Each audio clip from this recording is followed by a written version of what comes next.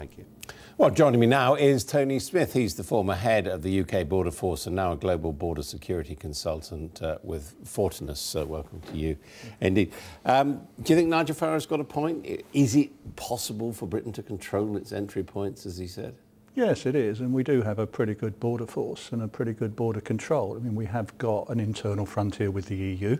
As you know, if you get to France, you can just keep going right the way through the Schengen group. There's no internal controls in the EU, and we've got a pretty good system. So yes, of course we can control our borders. It's a question of, you know, the extent to which we're able to do that, given the pressures that you mentioned on mass movement of people around the world. I mean, that is the point what we heard David Cameron talking about, however, was illegal migration and basically saying, oh yeah, we're going to throw people out, we're going to take their money they've earned. I mean, is it practical to do that? Because, you know, man on man, that would take a lot of resources, presumably. Well, it would, and, you know, budgets are being cut across Whitehall at the moment. I was more heartened to see his proposal that other departments will be invited to help the Home Office with the immigration problem, because it is about verifying entitlement to services, not just employment, but entitlement to healthcare and entitlement to benefits and so on. And, you know, if we have this cross-Whitehall task force that's able to join together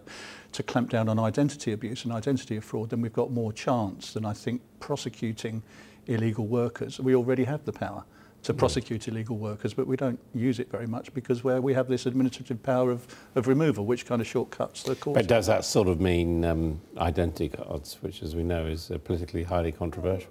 Well, the identity management problem is a problem, but it's not just about British. It's not about people pretending to be British. So we've got biometric residence permits now for people who are on limited leave. We've had that for a few years. People who've got permanent leave to stay in this country haven't got any form of identity card. So their identity can be abused by somebody pretending to be them, getting hold of a Home Office letter or something, you know, some old document and pretending to be them. And then you've got this huge problem of EU documents where you've got 28 different EU identity cards which are very easily forged, and these can quite easily get you past an employer and get you a job. It won't get you across the border because our officers are sufficiently trained to spot that sort of thing, but it takes an immigration enforcement officer to go into a premises and conduct an interview to actually get to the bottom of that under the current system.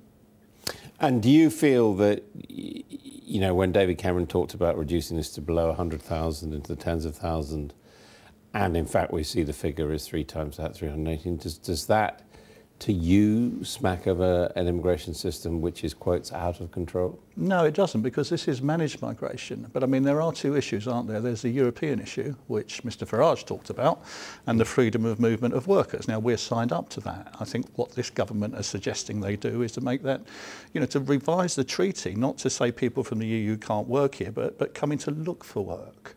And while you're looking for work, what can you do and what sort of benefits? You know, they've kind of tweaked around with that in the last couple of years. So, I mean, I think there is something about the EU, but we are kind of, if we're going to stay in the EU, we're kind of stuck with that. But for example, they're saying that firms can't just recruit workers from abroad, that they have to advertise those jobs in this country. But I suspect many of the farmers would say, well, we've been doing that for ages, and in fact the only way we can get reliable workers is by advertising abroad. Yeah, indeed. Well, I mean, I managed the London 2012 Olympics when I was in Home Office, and, you know, there was this question, did we need a lot of, you know, low-skilled workers to come in to help prepare that? And the answer was no, we don't, because we've got this pool from the EU that can fill the unskilled work. Well, other countries do actually have processes to bring in unskilled labour to build capacity. We don't need to do that because we've got the EU. And also, of course, you use the army in that case. Well, we did for security checks, indeed, but that was another story. Mr Smith, thank you very much. Thank you.